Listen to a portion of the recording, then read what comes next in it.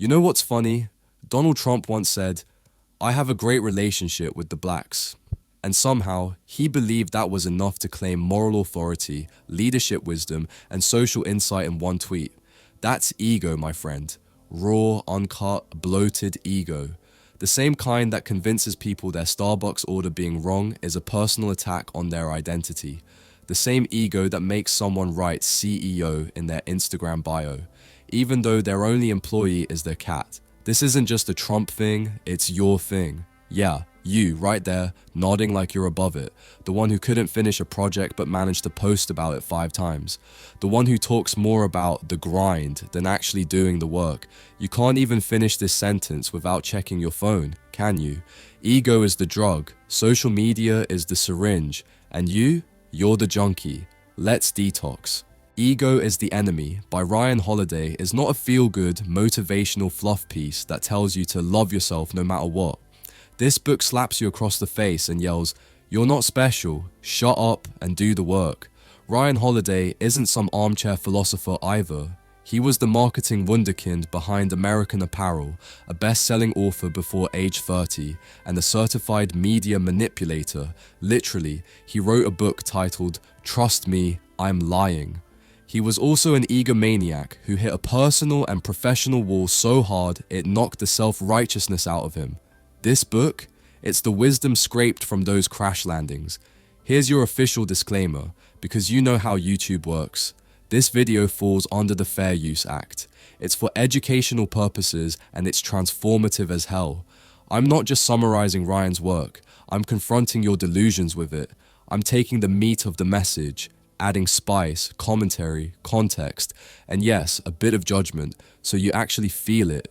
Ego is the Enemy is divided into 3 parts: aspire, success, and failure. The 3 stages of life where ego creeps in, screws you up, and leaves you wondering why everyone else is an idiot, when really, it's you. This isn't a book about loving yourself more, it's about getting out of your own damn way. It's about understanding that success doesn't need your Instagram filter, failure doesn't need your self-pity TED talk, and your dreams, they're not special until you put them to work. So if you're still watching, good. That means your ego hasn't totally consumed your soul yet.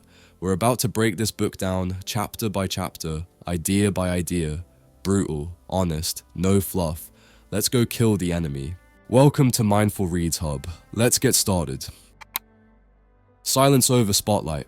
Have you ever noticed how the loudest guy in the room is usually the least accomplished? He's the one saying, "Trust me, I've got this," while not even knowing what this is. He's writing #futurebillionaire in his Instagram bio but can't even pay his Wi-Fi bill. We've created an entire generation of people convinced that sounding impressive is the same thing as being impressive. That's ego. That's delusion. That's the poison we drink and call it ambition. And let's be honest, we're all guilty of it. You've probably done it today. Told your friend you're working on something big, spent 90 minutes planning a business idea, and exactly 0 minutes doing anything about it. Or maybe you tweeted some pseudo-deep quote about chasing greatness. From bed, under a blanket, at 2 p.m. Let's not pretend this isn't real. Talking feels like doing, especially when people applaud the talking. But here's the thing, ego loves noise. It feeds off being seen, being heard, being admired, even if nothing real is happening. Ryan Holiday starts off this battle against ego by showing us how dangerous that noise is, and he uses stories that are brutal in their accuracy.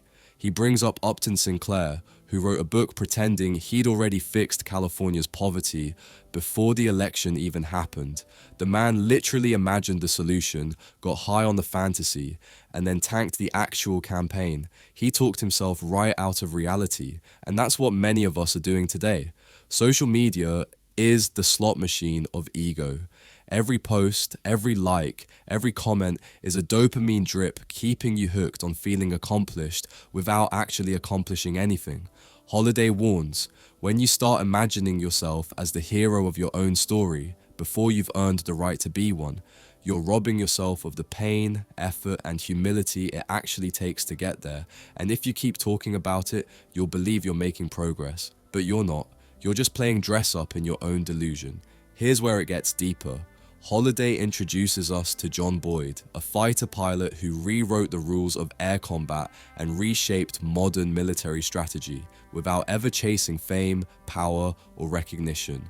Boyd wasn't on the cover of magazines, he wasn't giving TED Talks, he was working, quietly, relentlessly, strategically.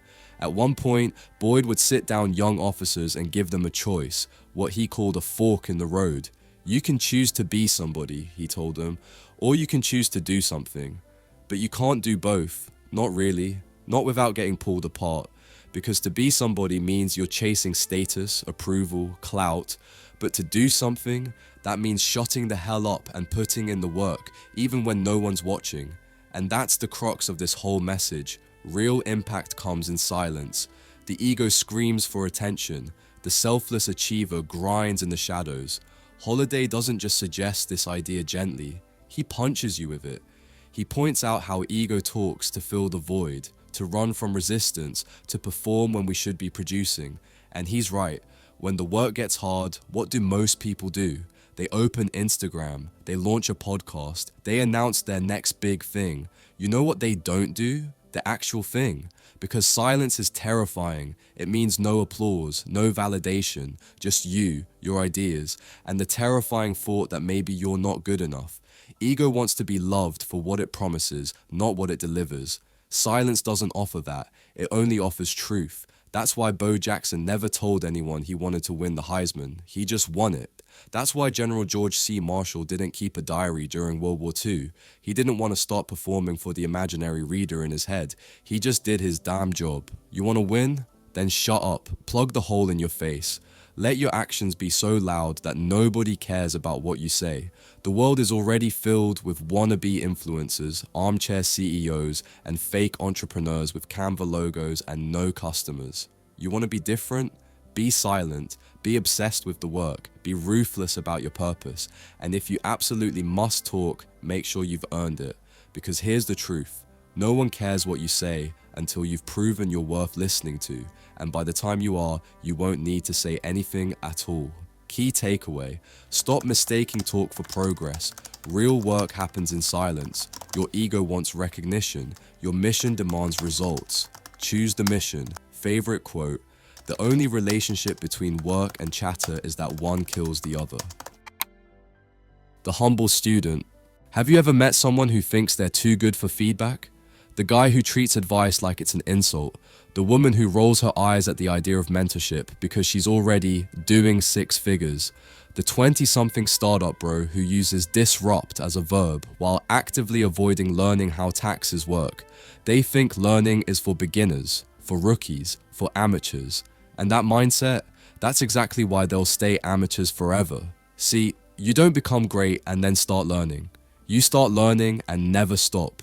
Because the moment you think you've graduated, your decline has already begun. Ryan Holiday makes that painfully clear using a story most Metallica fans know but never really think about. Kirk Hammett, the guitarist who joined the band at the start of their rise to world domination, wasn't satisfied with just being in the band. He was hungry to get better, so much so that, right as he was thrown into the spotlight, he went looking for a teacher. Not a buddy, not a jam partner, a drill sergeant. Enter Joe Satriani, one of the greatest guitarists alive, and Kirk basically said, "Here, break me down, teach me what I don't know." While the world screamed his name, he was getting humbled in a small music shop in Berkeley. Now here's the part most people miss. That wasn't some PR stunt. Hammett kept doing this for years. He'd bring new riffs from tour back to Satriani to refine them. He'd get roasted for lazy technique and praised for breakthroughs. He chose to be uncomfortable when he could have coasted on praise. He didn't want to look good, he wanted to be good. That's the difference. You probably Googled one productivity tip last year and now walk around like you're a stoic monk. You watched a single Naval Ravikant podcast and now think you understand value creation. You read a few Medium blogs and suddenly believe you've outgrown the basics. Stop it. You are not that special. And the fact that you think you are, that's your ego killing your potential.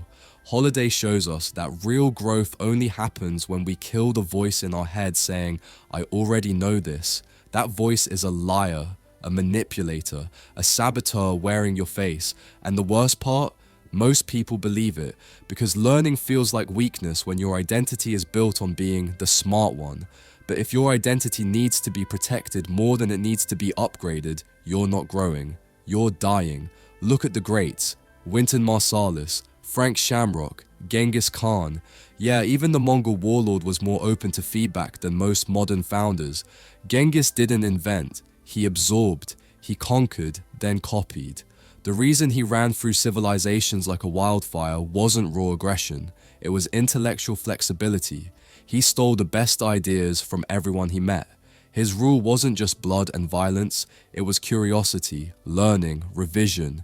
Genghis Khan, barbarian icon, understood something most Ivy League MBAs still don't. You're only as dangerous as your willingness to evolve. You want to be great? Surround yourself with people who challenge you, not ones who flatter you. Put yourself at the bottom of a new mountain every time you peak. That's how you level up.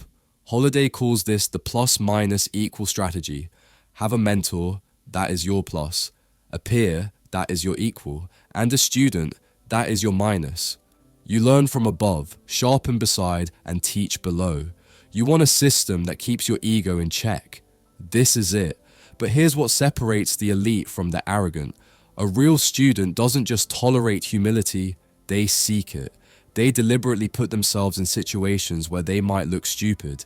They chase discomfort like a boxer chasing a title, because every time you cringe from a correction, your ego just won.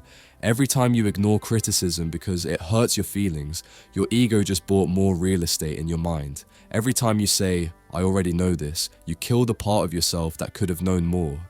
You know why most people fail? Because they're obsessed with being the best instead of becoming better. They want to be finished products, final versions, endgame bosses. But mastery isn't a title, it's a process. And if you don't love that process, then you don't deserve the results. You've probably told yourself you're already doing enough. But enough for what? For a YouTube highlight reel? A LinkedIn post? Or for actual, meaningful, soul-crushing, ego-dismantling mastery? If your knowledge isn't making you uncomfortable, you're doing it wrong. Learning doesn't stop when you get a degree, or a job, or a little clout. It stops when you let your ego do the driving, which means it stops right now, unless you decide to snatch the wheel back and take yourself to school.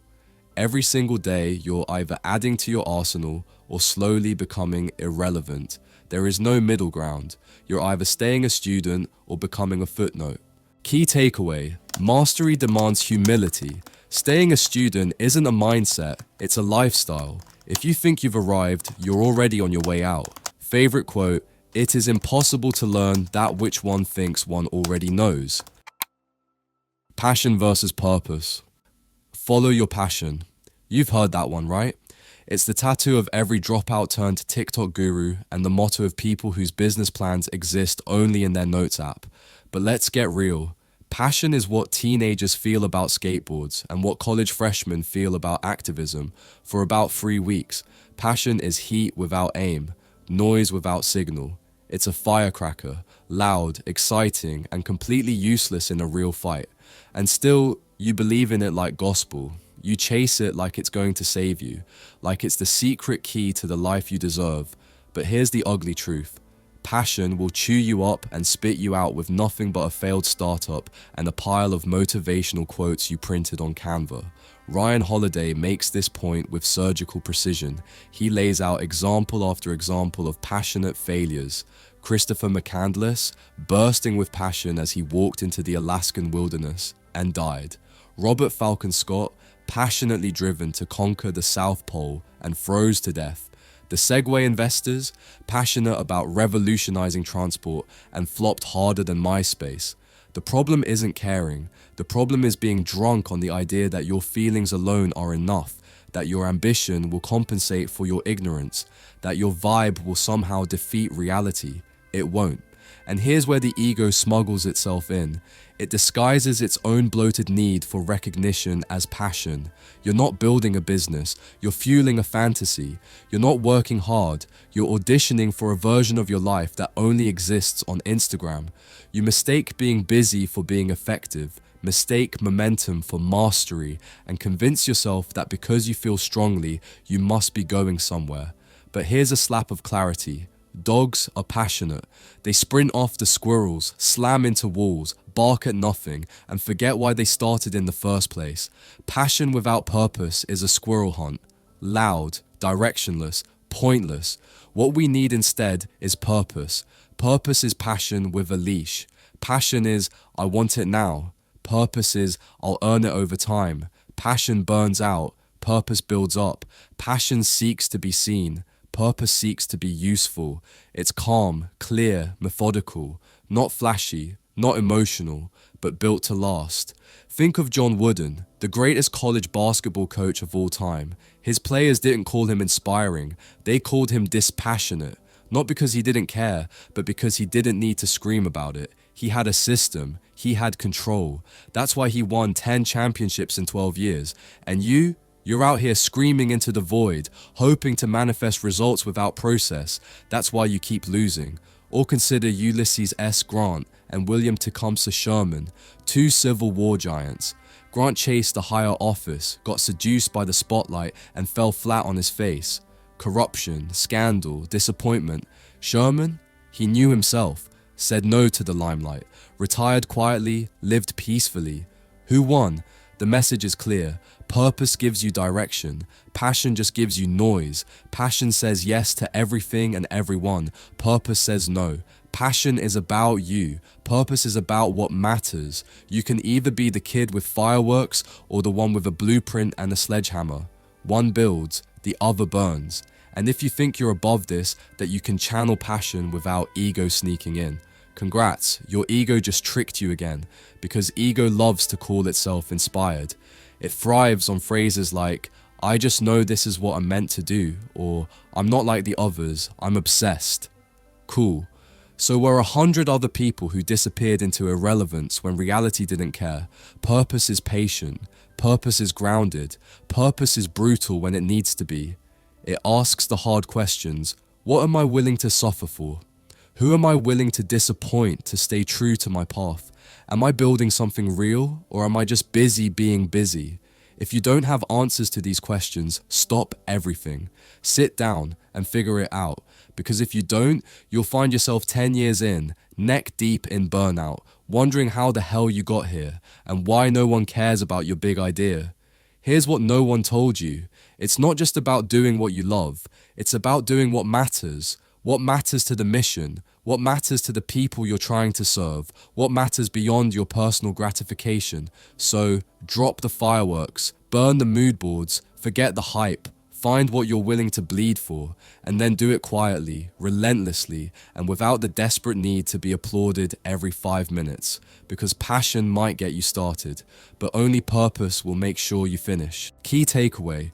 Passion is self-indulgence disguised as ambition. Purpose is disciplined, deliberate, and ego-proof. Choose purpose. Burn the rest. Favorite quote, purpose is like passion with boundaries. Realism is detachment and perspective. The canvas strategy. You want power? Real, lasting power?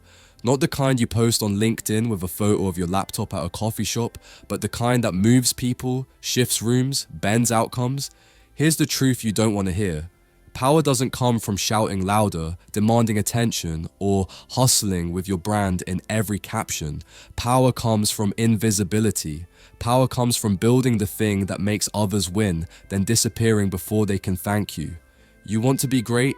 Then get on your knees. Clean up. Carry the bags. Patch the holes. Make the room better. Serve so hard it looks like submission. Because that is the canvas strategy. Ryan Holiday didn't invent it, but he captured it. The idea is older than capitalism. Back in Rome, rich patrons had assistants called antiambulos, literal path clearers. They went ahead of their boss to make sure the way was open, the environment smooth, the conversation set. Not flashy, not glorious, but essential. Do that today and people call you a glorified intern. But Holiday is here to tell you, those glorified interns are the ones writing the rules tomorrow. The strategy is simple, but your ego will vomit all over it. Help others succeed and don't expect credit. Yeah, that's it. That's the play. That's the damn secret. You help someone else build their empire. And in the process, you learn how to build one yourself. But your ego will scream, "This isn't fair." You'll think, "Why am I doing all the work while they get all the praise?" And that's when you lose, because your need for recognition is louder than your drive to grow. And that's why you're stuck. You want to be indispensable? Then be the person who makes it work behind the scenes. Find inefficiencies and fix them. Connect people who should meet. Take on the task nobody wants. Hand someone an idea so good they think they came up with it. Build the foundation, paint the background, hold the damn ladder, because the person who holds the ladder eventually controls who climbs it. Benjamin Franklin did it. He wrote under a fake name, let his brother take the glory, and sat silently as people quoted his words back to him. Bill Belichick volunteered for grunt work in the NFL, literally unpaid, and buried himself in game film until he became the greatest coach in the league. Jackie Robinson didn't change history by throwing punches, he did it by biting his tongue harder than most of us ever could. Now let's talk about restraint, because the strategy means nothing if you can't control yourself. This isn't about just doing the unsexy work, it's about keeping your mouth shut while you do it. That's the test, and most of you fail. Jackie Robinson was born with a fire most men couldn't handle. He had every reason to explode, and many times he did. But when the moment came to break the color barrier in baseball, Branch Rickey made it crystal clear. You can't fight, not even once. You fight, it's over. The ego would say, that's unacceptable. But greatness whispered, win the war, not the argument. And Jackie chose history over pride. You want to win? Then act like it. Don't show off. Don't talk trash. Don't post about the meetings you're not even running. Do the work, walk out. Let someone else take the mic. That's power. That's discipline. That's legacy. But you want to pop off in the comment section, flex in your group chat, say, that was my idea every time someone else gets recognition? Congratulations, you're building a reputation as a whiny, insecure liability. The truth is, the ego wants the world to know how special you are, but the strategy Holiday hands you demands the opposite. It demands you become invisible on purpose. It asks you to do the heavy lifting, give away the credit, and enjoy it. Because if you really understood how power works, you'd know that credit is a sugar rush. Ownership is the meal. So here's the challenge. The next time you're tempted to prove yourself, don't. Build instead. Every time you feel slighted, serve instead. When your ego tells you to step in front, step aside. Clear the way, carry the bags, clean the floor. That's how you get strong enough to build the damn house. And when the time comes, when it's finally your name on the door, you'll be the one who knows how to run the place because you built it quietly, intentionally, on purpose. Key takeaway, true power comes not from being seen, but from making others stronger. Ego screams for attention. Legacy is built in silence. Favorite quote, the person who clears the path ultimately controls its direction, just as the canvas shapes the painting. Escape your own head. If your brain was a house, some of you are renting the whole damn thing to your ego and sleeping on the porch. You live in that headspace like it's a penthouse suite. You pace around inside your thoughts, talking to imaginary critics, performing TED Talks in the shower, and composing your own origin story for the eventual documentary. You're starring in a movie that no one is watching. Newsflash, you're not a misunderstood genius. You're just another person trapped in the exhausting echo chamber of their own mind. Ryan Holiday lays this bare using real people, fictional archetypes, and straight up historical flameouts. The warning is consistent and brutal. The most dangerous trap for ambitious people isn't failure, it's fantasy. Let's start with George McClellan.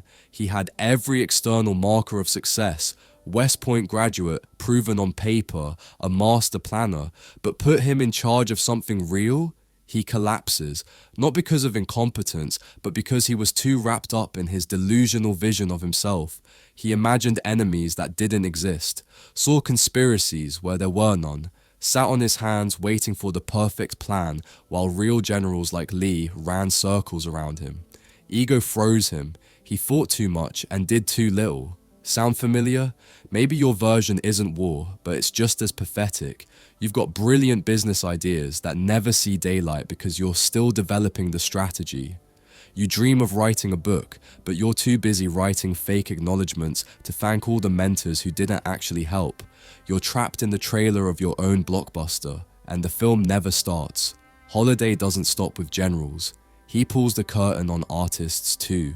J.D. Salinger, John Fante, Walker Percy, real people with real problems who were addicted to the projection of themselves more than reality. Salinger fled from the world because the world couldn't live up to the myth he built around his own work. Fante drank away decades, waiting for the genius in his head to match the mediocrity on the page. And you've been posting about big things coming soon for 5 years, still waiting on those big things. And the worst part? We think this story building is a sign of confidence. It's not. It's weakness in costume. Telling yourself you're destined for greatness isn't motivation, it's emotional insulation. It's a protection racket run by your ego. The story you tell becomes armor, and like all armor, it keeps the world out and traps you inside. Holiday calls this out with brutal clarity. When you start to believe your own mythology, when you begin to confuse narrative with identity, you stop growing. You start editing your life like it's a sizzle reel. You cut out the failures, you exaggerate the wins, you lie, not because you're malicious, because you're scared. And ego is the voice whispering that the lie is more beautiful than the truth. We all do this. You walk down the street with headphones in and suddenly you're the main character in some gritty redemption arc. You post your grind on social media like it's a scene from Rocky. But your life isn't a film, it's not a novel. And if you're the author of your own story, maybe stop writing fan fiction and start building something real. Bill Walsh, legendary 49ers coach, had every reason to rewrite his story after winning the Super Bowl. He could have said it was all part of his master plan, but he didn't. He admitted he nearly quit, that there was no grand vision, that it wasn't genius. It was sweat, repetition, standards, the boring stuff that doesn't trend. And when his players started drinking their own Kool-Aid, they tanked hard because they forgot the truth and replaced it with ego-soaked fantasy. And when they finally returned to the discipline that got them there, then they started winning again. Your story isn't what matters. Your process does. Here's the real villain in this chapter, the voice in your head that never shuts up. Anne Lamott calls it Radio K-fucked. One speaker blaring your greatness, the other broadcasting your failures. It's a full stereo system of delusion, and you keep turning up the volume because silence would mean facing reality. Try it sometime. Turn the damn radio off. You need distance from yourself. Detachment isn't cold, it's power. The ability to zoom out, to ask yourself, am I building something real or just acting out the script I wrote in my head 10 years ago? The greats live in truth. They know the difference between performance and purpose, and that difference is everything. You are not the role you imagine for yourself. You are the work. You are not your story. You are your habits. Kill the character. Become the builder. Key takeaway: your inner monologue is not your friend. It's your ego narrating a fantasy. Get out of your head. Come back to the real world. That's where success actually happens. Favorite quote: a person who thinks all the time has nothing to think about except thoughts, so he loses touch with reality and lives in a world of illusions. Early pride equals early fall. Let's start with a little self-awareness test. If you've ever posted "hustle hard" on your story after reading one blog post and sending one invoice, congratulations, you've got it. Not success, not momentum, ego. That glittery little monster that shows up the moment something goes right and starts whispering in your ear. You made it. You're different. You're better than them. It doesn't need a mansion or a private jet. Sometimes it just needs a blue check mark or a title bump. And boom, your head inflates faster than a crypto bubble. Ryan Holiday calls this early pride. I call it the death of your real potential. Because here's the cold truth. The most dangerous moment in your journey isn't when you're at rock bottom, it's when you start rising. Because that's when you stop listening, that's when you stop learning, that's when you start thinking the rules don't apply to you anymore. You want to know when most careers derail, when they're just beginning to take off? Pride turns rookies into punchlines. Take Benjamin Franklin. At 18, he strutted back into Boston dressed like a dollar store Rockefeller. New suit, shiny watch, coin purse on full display like he was auditioning for a rap video. He thought he was the man. Cotton Mather, an elder and adversary, had to literally tell him to stoop before he cracked his skull on a low ceiling beam. Let that be a lesson, Mather told him. Translation, lower your damn head or life will do it for you. Franklin learned, most people don't, because modern culture tells us that if you've got a follower count, a startup pitch, or a little momentum, you're basically a prophet. But what you've actually got is a massive blind spot. As Holiday writes, pride distorts perception. It makes you deaf to criticism and drunk on validation. You start thinking you're owed a straight line to the top, and when life throws a curveball, you freeze, flail, or flame out. John D. Rockefeller, arguably the richest man to ever walk the planet, had the foresight to ask himself every night, are you gonna let this puff you up? And this was before he had real wealth. Most of you can't even get through 5 retweets without turning into a motivational speaker. Here's the thing. Early success is seductive because it feels like confirmation, like the universe is finally catching on to how brilliant you are. But it's not confirmation, it's a test, a trap. Pride doesn't show up wearing devil horns, it shows up dressed like opportunity. It tells you to celebrate a little more, work a little less, ignore that feedback, fire that friend who tells the truth, and double down on the fantasy version of yourself. Ryan doesn't just drop old man parables and walk away. He hands us a tactical shift in mindset. Don't just guard against failure, guard against success. Seriously. The compliments, the invitations, the titles, the press, all of it is fuel for the ego. And ego doesn't want you to build. Ego wants you to pose. You think you're stacking bricks, but you're actually just throwing glitter on an empty lot. The culture will lie to you. It will say, own your greatness. It will say, speak your truth. And sure, that sounds beautiful in a tweet, but pride makes you believe you've arrived when you haven't even left the driveway. Pride makes you think the journey is complete when you're still holding the damn map upside down. Worse, pride blinds you to the stuff that actually moves the needle: humility, hunger, repetition, restraint. It convinces you that you're above the boring stuff, the fundamentals, the daily grind. That's why you keep restarting. Because every time you get close to momentum, your ego hijacks the controls and crashes the plane into a billboard with your face on it. And look, some of you are humble on the outside, but in your head, you're screaming, I'm better than all these clowns.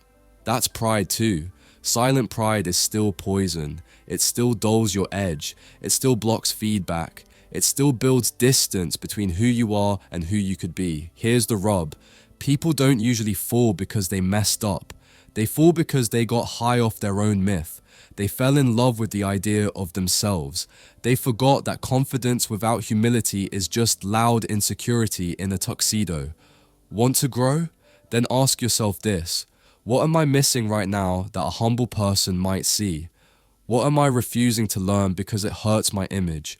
What am I running from with all my branding and positioning and strategy? Be honest, because pride won't let you answer those questions, but greatness demands that you do. So keep your head down, not in shame, but in work. Stay underestimated, stay sharp, and for God's sake, stop writing your memoir before you've earned the first chapter.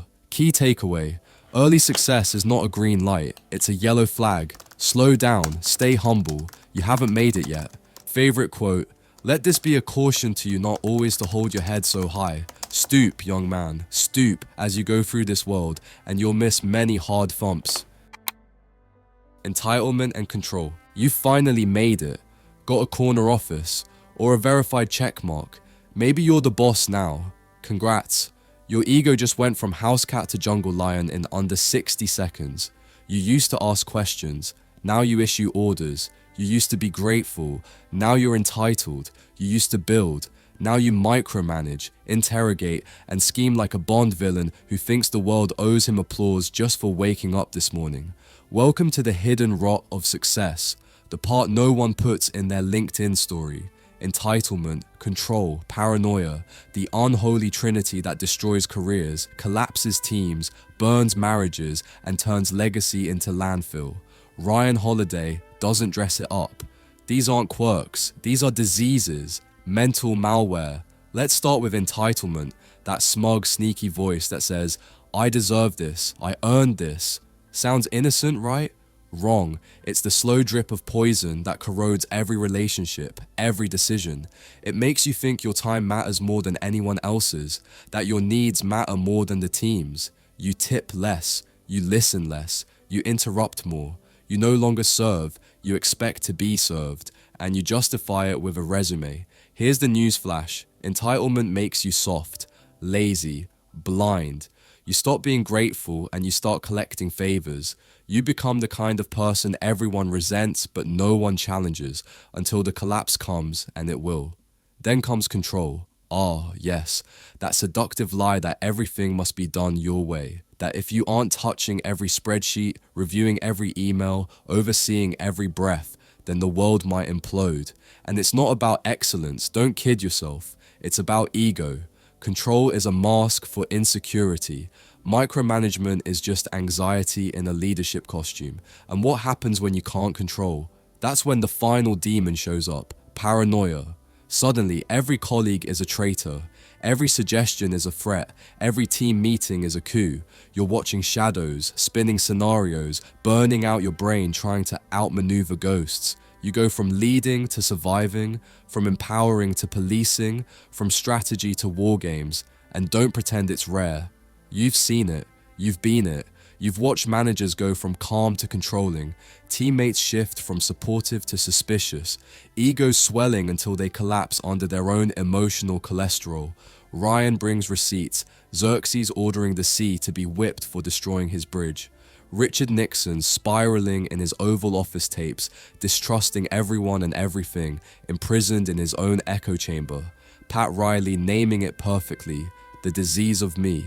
That toxic shift that turns a winning team into infighting toddlers with six-figure contracts and god complexes.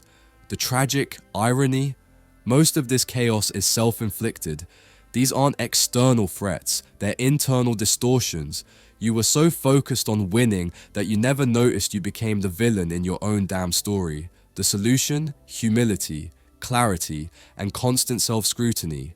George Marshall, for instance, outclassed his peers not because he was louder or flashier, but because he turned down glory, rejected unnecessary promotions, and prioritized the mission over the mirror. He didn't need the spotlight, which is why it often landed on him anyway. So ask yourself, are you building a team or a temple? Are you managing reality or micromanaging people who now avoid your calls? Are you steering the ship or punching holes in the hull because you're too insecure to let anyone else touch the wheel? It doesn't matter if you're running a company, a kitchen, a household, or your own mind. Ego will always try to convince you that you're the exception. That paranoia is just being vigilant. That entitlement is just knowing your worth. That control is just being a leader. Don't fall for it.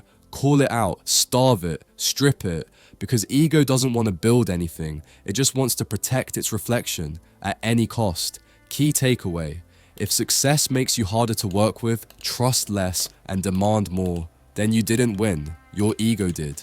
Favorite quote: he who indulges empty fears earns himself real fears. Managing the self. Let's get real. Being in control is a flattering delusion we sell ourselves to cope with the chaos we've failed to master. It's cute, really. We micromanage like tyrants. We obsess over outcomes. We spiral into paranoia and entitlement and call it strategy. What it really is ego with a Wi-Fi connection. And in a world that rewards hustle but punishes hubris, most people don't burn out. They blow up, spectacularly. Like a glittering firework of ego and idiocy.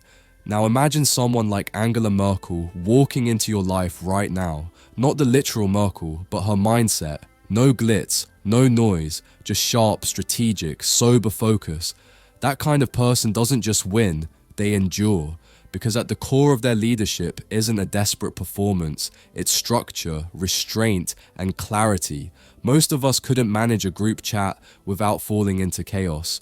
But we think we're too good to filter our own damn thoughts. The deeper you dive into this part of the book, the clearer it becomes. Managing yourself isn't an optional soft skill. It's the single point of failure between sustained success and a career obituary written by your own hand. Dwight D. Eisenhower didn't become Supreme Allied Commander and US President by answering sealed letters himself. His immediate reaction to such nonsense? That's what I have a staff for, not arrogance, efficiency, boundaries, priorities. While your average entrepreneur is out here still personally checking customer service DMs at 2 a.m. and wondering why they feel overwhelmed, Eisenhower was building systems that scaled without him. But let's not pretend it's just about delegation. Sobriety isn't just staying off the bottle, it's resisting the intoxicating rush of your own hype. Ryan Holiday drills this home using Merkel as the anti-hype blueprint. No fire and brimstone speeches, no Napoleon complex, just rigorous logic and brutal honesty. The power she wielded didn't change her, it refined her. She used every ounce of fear and pressure as a sharpening tool, not a reason to panic tweet or call a press conference to defend her ego. And maybe that's the test. When pressure builds, do you get sharper or louder? We worship people for their charisma, but charisma is cheap. It's sugar water. It fizzes, it flatters, and then it fades. Results, on the other hand, are steak. Merkel and Bill Belichick? Steak people. They're not in it for sizzle, they're in it for the win. That's what sobriety gives you, discernment, the ability to see through your own BS and say, hey, maybe the attention isn't the job, maybe it's the distraction. And don't think ego only crashes in flames at the top. It haunts your inbox and your mirror long before you make it, because when you're disorganized, reactive, and addicted to the sound of your own voice, you're not leading anything.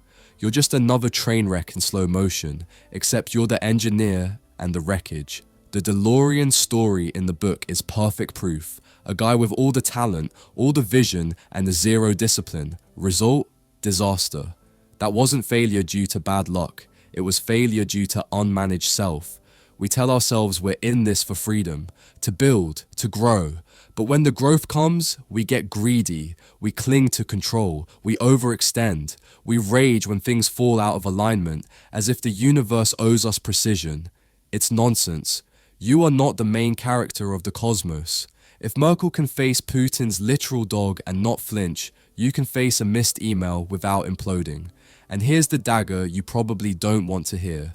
Most of us are one bad decision away from nuking our credibility, not because we lack talent, but because we never learned how to manage it once we had it. We have a culture that teaches us how to start, but we have damn near zero training on how to stay. The antidote? It's not retreat, it's recentering, it's subtractive discipline. The kind of self-command Marcus Aurelius wrote about when he told himself to fight to be the person philosophy tried to make you. That's the war, not against others, not against trolls, but against your own drift toward delusion. Key takeaway, real success isn't climbing the mountain. It's not losing your balance once you're at the summit.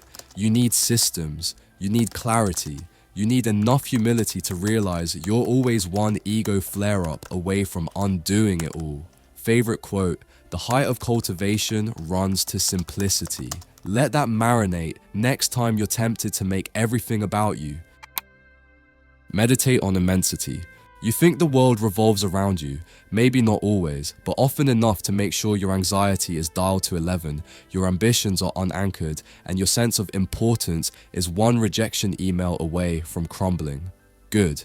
That means this might hurt a little, but you need it. Because unless you're ready to step out of your spotlight and into the vast, uncaring, brutally humbling reality of the universe, then ego will keep feasting on your potential like it's a buffet. Welcome to a truth that doesn't sell well on self-help bookshelves, but does serve survival. You are a tiny speck in something unimaginably large, and that should empower you. Here's the thing, we talk a lot about building an empire, climbing mountains, becoming legends, right? But how often do we stop and realize that those very mountains we're dying to conquer have existed for millions of years before us and will outlive our names, our companies, our TED Talks, and our Instagram quotes by millions more? Not often, because our egos are deathly allergic to the concept of insignificance, so we distract ourselves with noise, success, money, status, all of it a desperate attempt to prove to the universe that we mattered. But you know what the universe says back? It doesn't. In one of the most poetic gut punches you'll read in this book, Ryan Holiday invites us to meditate on the immensity. What a phrase. Sounds peaceful, even spiritual, but don't let the Zen vibes fool you. What he really means is, slap yourself out of the delusion that the world owes you something because you've worked hard. Meditating on the immensity means remembering just how little we are, not to diminish ourselves, but to position ourselves. Because when you realize you're not the center of the galaxy, something beautiful happens. You start acting like it. You start listening more. You start creating for the right reasons. You start appreciating instead of expecting.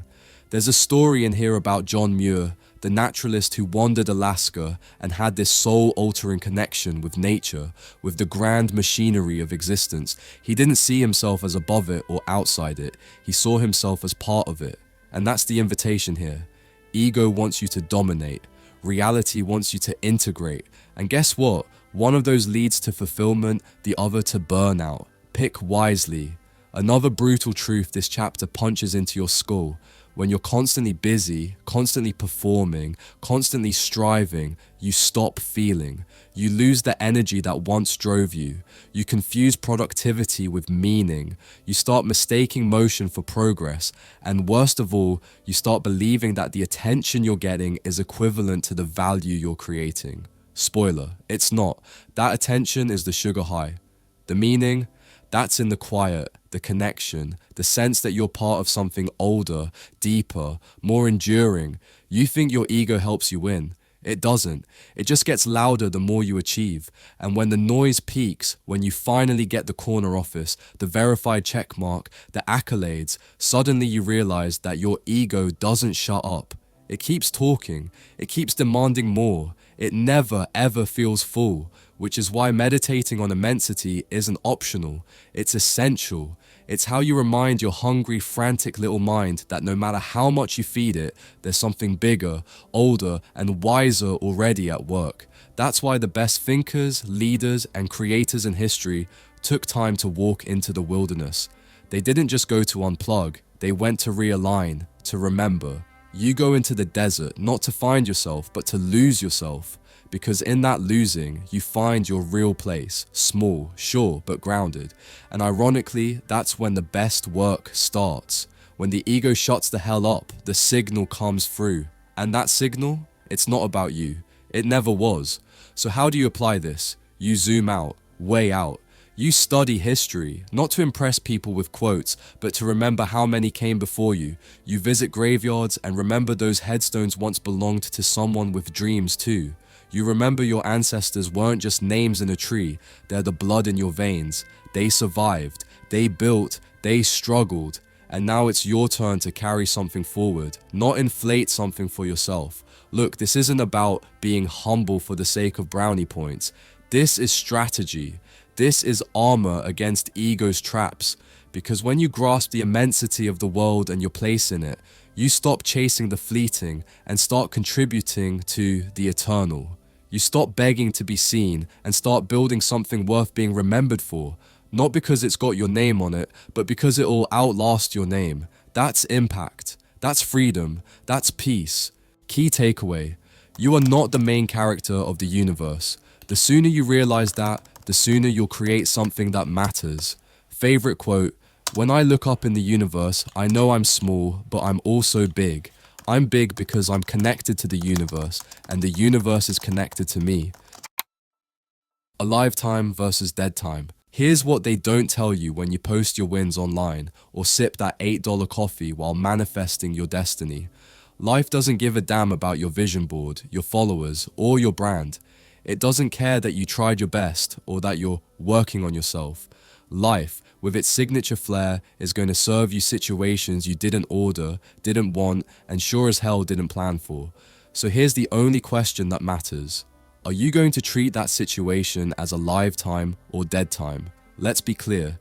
You can either rot in your circumstances or rise because of them. There is no third option. Malcolm X, once a street hustler known as Detroit Red, wasn't handed enlightenment on a platter.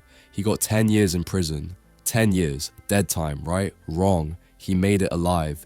He took a prison sentence and turned it into a PhD in self-mastery, reading dictionaries and devouring philosophy while the rest of the cell block nursed bitterness and excuses. He made prison his university. Can you even read one book without picking up your phone 37 times? A lifetime is brutal. It demands humility. It requires you to drop the fantasy that the world owes you anything and instead make something out of nothing. And dead time? That's when you sit on your ass waiting for a better moment, a perfect plan, or someone else to rescue you. That's when you scroll, when you sulk, when you stew in your own imagined genius like it's going to ferment into greatness. The book throws a spotlight on this decision, using stories not to coddle, but to confront. It's not about pretty quotes or surface level motivation. It's about shaking you awake. It asks you to consider how you're reacting to failure, stagnation, disappointment. Are you sulking because your startup flopped? Great. You've got time. Use it. Are you making smoothies while dreaming about being a CEO? Cool. Make the best damn smoothies and build your empire from the blender. Every moment of hardship is an invitation to come alive. Most people RSVP with excuses. Then the author shifts the heat, because if choosing a lifetime is about what you do when life gets hard, then what sustains you through that storm is this: effort, not applause, not outcomes. Effort. But your ego, oh, your delicate little ego, wants trophies. It wants validation. It wants everything to matter only if there's a crowd clapping at the end. Enter Belisarius, a legendary general who saved the Byzantine Empire more times than history can count, and who got repaid with exile, suspicion, and obscurity. He did what was right, not because he hoped to be rewarded, but because it was right. No awards, no Instagram highlights, just relentless service to duty. Most of us can't even show up on time unless someone's watching. Belisarius bled for a kingdom that ghosted him. Could you? Effort matters when no one notices. That's where real strength is built. The author punches through the lie that results validate the work. They don't. Sometimes the best work is ignored. Sometimes the most righteous path ends in betrayal. Sometimes you do everything right and the world still slams the door in your face. Good. Do it anyway. Because if your effort only exists when there's a guaranteed payout, then you're not working. You're auditioning for applause, and applause is a dangerous drug. So what now? You failed. You're waiting. You're stuck. Maybe you lost the job, or the dream didn't pan out, or the world kicked your teeth in. The question isn't, why did this happen to me? The question is, what will I do with it? Most people take those moments and double down on their old mistakes. They call it grinding or hustling, when really they're avoiding self-reflection. The smart ones, no, the brave ones, take those ashes and build something better. So throw away the fantasy where you always win. Let go of the story where your genius is finally discovered by the world and you're given everything you ever wanted. Replace it with this: relentless effort, no matter what. Relentless curiosity, even in pain. Relentless commitment, even when it doesn't make sense to keep going. Because one day you will get hit hard. And when that happens, you'll either fold because it wasn't supposed to be this way, or you'll rise, calm, deliberate, dangerous. And if you choose the second path, then you'll understand what the book was trying to teach you all along. That adversity doesn't shape you. Your reaction does. And your reaction can turn even the worst day into a forge for greatness. Key takeaway: life gives you moments. You choose whether they'll be wasted or transformative. Don't wait for conditions to be perfect. Choose a lifetime. And stop crying about recognition. Do the damn work. Favorite quote: success is peace of mind, which is a direct result of self-satisfaction in knowing you made the effort to do your best to become the best that you are capable of becoming. Fight Club moments. Here's what they won't tell you on your motivational podcast while selling you that 7-step system to win the morning. Sometimes your entire life has to go up in flames before you finally admit you're the one who lit the match. Not by accident, not by fate, by choice, or worse, by ego. That's the twisted genius of what the book calls a Fight Club moment. You think you're the main character, but you're actually the arsonist in your own story. And no, it's not edgy or poetic or romantic. It's tragic, because you could have chosen wisdom, but you needed pain to pry the delusion from your white-knuckled grip. There's a reason it's called hitting rock bottom, because no one gently strolls there with a matcha latte and a gratitude journal. You crash, you crater, and your ego, once puffed up like a hot air balloon, rips open and dumps you right into the underworld. Mythology had a word for this: katabasis, the descent. Not metaphorical, not subtle, full-on hell. Every successful person you admire, they've likely been there. The author drops names like J.K. Rowling, Charlie Parker, even Lyndon Johnson getting knocked senseless over a girl. These moments aren't reserved for the lost or unlucky. They are inevitable for the arrogant. Why? Because ego blinds you. It isolates you in an echo chamber where the only voice is your own, whispering sweet nothings about how brilliant, misunderstood, and destined you are. That whisper becomes a roar, and then, bang, you get smacked by reality so hard your fantasy life shatters on contact. And here's the thing, the pain isn't optional. The lesson is, these demolitions, these Fight Club moments, are brutal in their efficiency. They rip off your mask, burn your false identity, and leave you naked in front of the mirror. Some people crawl out of that wreckage with a clarity they never knew existed. Others double down on denial and become cautionary tales. John DeLorean, for instance, the man had genius, swagger, opportunity, and still steered his company straight into a coke-fueled cliff dive because his ego couldn't handle failure. Instead of saying, "I blew it," he said, "Let me blow it bigger." That's not ambition. That's madness disguised as pride. And don't get smug. This isn't just about CEOs or rock stars. This is you. This is me. It's every time we ignore feedback because we think we're above it. It's every time we blow up a job, a relationship, a reputation because they don't understand us. Yes, they do. You're the one refusing to see the reflection in the wreckage. But here's the hope. The only way to truly grow is to collapse first. The myth of constant ascension is just that, a myth. Reality is a cycle: build, break, rebuild. And your ego? It's usually the thing holding the hammer that breaks it all down until you decide to set it down. The author doesn't just show the explosion, he forces you to sit in the ashes. He talks about characters in Greek mythology going into the underworld not as punishment but as initiation. You descend so you can rise. But only if you accept the truth that your ego wants you to reject. You're not special, you're not immune, and you're not entitled to anything except the consequences of your actions, which is why the second half of this firestorm matters. After the crash comes the choice. Do you become Jack, rising from the rubble of your fake IKEA perfect life to finally confront your demons? Or do you play John DeLorean, doubling down, dragging others into your downfall until the final credit rolls on your sad, self-justified delusion? One of the author's most powerful points is also his simplest. People don't change when they are comfortable. Change requires humiliation, real, gut-wrenching, sob silently in your car humiliation. Not because the universe hates you, but because it's the only thing strong enough to break your ego's grip on your life. Pain is the scalpel that carves out who you could be from who you've pretended to be.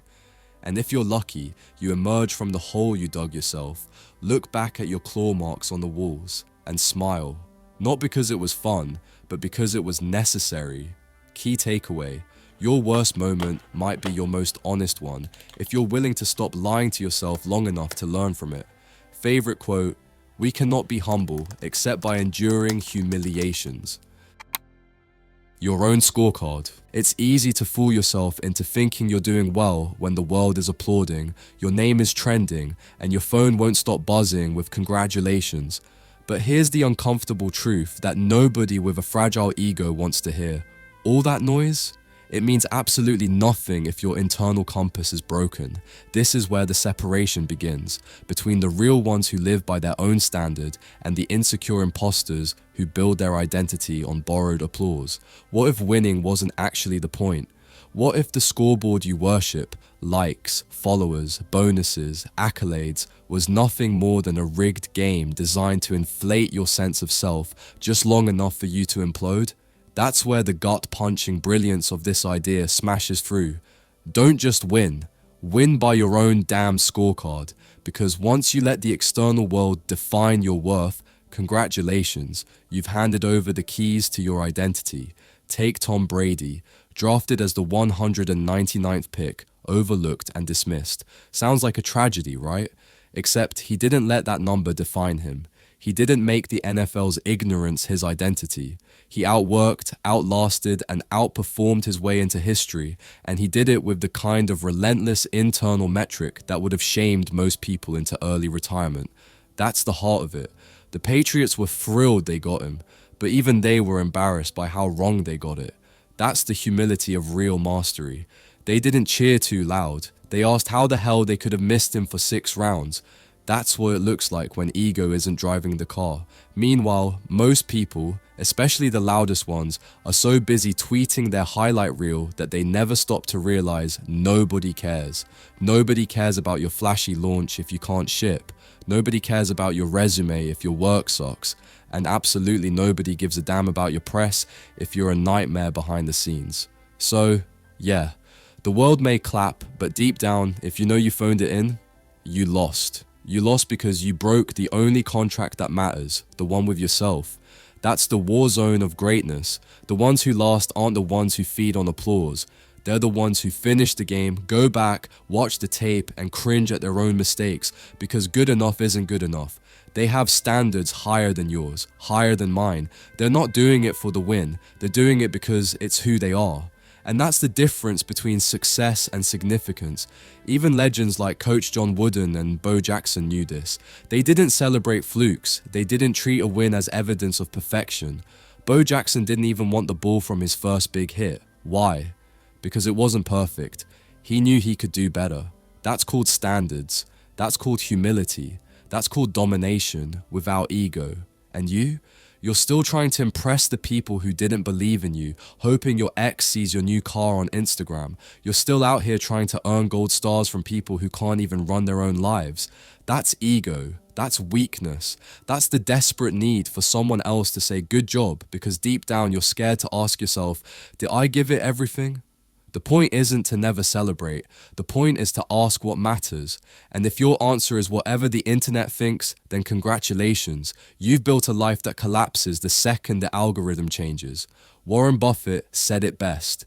You need an inner scorecard, and the scoreboard you stare at every day, that one's lying to you. Because real failure isn't losing a game, it's abandoning your standards, it's compromising your values to keep people clapping, it's killing what you love because you're too afraid to evolve. The only thing worse than failing by your own terms is succeeding by someone else's. And make no mistake, if you only measure your life by the trophies in the case, you'll wake up one day with a full shelf and an empty soul. So set the bar so high that the world thinks you're crazy. Judge yourself by who you could be, not who you beat. And if you fall short by that metric, good. You're finally competing in the right arena. Key takeaway, the world's applause is counterfeit currency. Build your identity on your own scoreboard, one that values effort, discipline, and authenticity over flash, likes, or recognition. Favorite quote, the only real failure is abandoning your principles. Killing what you love because you can't bear to part from it is selfish and stupid. If your reputation can't absorb a few blows, it wasn't worth anything in the first place. The final enemy. Let's not waste time, because what comes next, the so-called final act, isn't a dramatic crescendo. It's not applause or a standing ovation or some golden halo bathing your legacy. No, it's a war. Not with the world, not with your enemies, not even with failure. It's with the oldest, most persistent, most camouflaged adversary you've ever known, your own ego. And here's the punchline. Ego doesn't care about your resume, your dreams, or your well-earned scars. It's not afraid of how much you've suffered, how hard you've worked, or how enlightened you think you've become. In fact, it thrives on all of it. Let's get real. If you've made it through success and failure, and you're still standing, there's a good chance ego's already whispering in your ear again, telling you you're special, that you've earned a break from reflection, that the humility thing, cute phase, that now, finally, it's your turn to bask. And that voice, that's the same one that dragged emperors off thrones, turned geniuses into addicts, and made legends punch holes in their own reputations. Ryan Holiday finishes this book by giving you no out. None. Because whatever you think you've learned so far, irrelevant if you're not prepared to keep fighting. Ego is not a dragon you slay once, it's weeds in a garden. You pull them, they come back. You stop pulling, they take over. The lesson is not that ego dies, it's that you must never stop killing it. There's a reason Holiday ends on the same phrase he used before. For everything that comes next, ego is the enemy. It's a circle. You go from aspiration to success to failure, then guess what? You aspire again. You're never done. Your ego's never done. Your only shot is to get ahead of the loop, preempt it, sweep the floor every damn day, and don't pretend you don't see the dust just because it's subtle. He references sweeping because it's not heroic. Nobody claps for the guy with a broom, but the floor stays clean. Discipline isn't sexy. No one goes viral for being measured and sane. You won't trend for knowing when to shut up or step back, but you'll survive, you'll grow, you'll matter in the way that actually matters. Don't get me wrong, you're going to screw this up. You'll hear the ego's voice and obey. You'll justify. You'll grandstand. You'll get high on your own narrative, but that doesn't disqualify you. What does is forgetting to come back to the fight. Ego wants finality. It wants you to crown yourself as wise or above it. That's the trap, because the second you think you're immune, you've already lost. You've already given ego the wheel, and if you need more reason to take this seriously, think about Alexander the Great, who conquered the known world by 30 and died alone, poisoned by his own men. Think about Alcibiades, the Athenian general who switched sides so many times he practically erased his own name from history. These were people who wouldn't tell ego to sit down, so it sat on them instead. This last part of the book is a graveyard tour of what happens when you stop checking yourself. It's the moment where you think you're too important to be wrong, too big to be humble, too experienced to take advice. But here's a truth no motivational poster will tell you. Nobody is ever too successful to fall apart, and the more you believe you are, the harder you will. Ego is the voice that says, "You've made it," when you've only begun. It's the one that says, "You deserve more," when you've already been given too much. It tells you you're the exception, the genius, the savior, and it does all this in your own voice.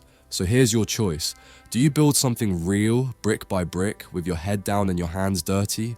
Or do you climb the golden staircase of your own bullshit story, one step closer every day to a free fall? Key takeaway: ego is not a phase, it's a permanent opponent. The moment you stop managing it, it starts managing you. The antidote isn't grand gestures, it's sweeping the floor every damn day. Favorite quote: "The same is true for ego. You would be stunned at what kind of damage dust and dirt can do over time, and how quickly it accumulates and becomes utterly unmanageable. Welcome to the fight that never ends. Let's hope you brought a broom." Conclusion. So now you've seen it, the pattern, the enemy, the one villain that shows up not just once, but every single time you level up. It's not the economy, it's not your competitors, it's not your upbringing or your haters or your trauma. It's you, your ego, that shape-shifting saboteur in the mirror who changes clothes every time your life enters a new phase, whispering sweet lies when you're hungry, seductive delusions when you're full, and fatal arrogance when you're near the summit. You thought the problem was out there? Cute. No, the problem's been in your pocket the whole time, wearing your name, using your voice, and justifying your excuses, and it's not going away. Not today, not ever. That's the final lesson. This isn't a war you win, it's a war you wage. Ego doesn't announce itself like a villain in a cape. It's quieter, smoother. It waits for you to celebrate, then poisons the toast. It waits for you to mourn, then twists the knife. It doesn't care if you're successful, broke, genius, mediocre, confident, insecure. It just wants you obsessed with you. Because the second you turn inward, the second you believe your own hype, the second you confuse attention for meaning, you've already lost. But here's the good news. You can fight back. You can choose humility over hubris, purpose over passion, craft over clout, discipline over delusion. You can choose to be the person who builds something that lasts, instead of someone who burns out trying to prove they matter. And if you really want to go deeper, if you want to stop feeding your ego and start fueling your growth, then stop treating this as a summary. Go buy the book, own it, mark it up, disagree with it, reread the chapters that hit too close. This wasn't written to flatter you, it was written to confront you. And if it made you uncomfortable, good. That means it's working. Ego is the enemy isn't just a title, it's a diagnosis, it's a mirror, it's a call to war against the soft, seductive lie that the world revolves around you. And if you're serious about your goals, your relationships, your legacy, then it's time to sweep the floor, silence the noise, and stay in the fight. Buy the book, study it, but more importantly, live it, because ego isn't going anywhere, and neither is the work.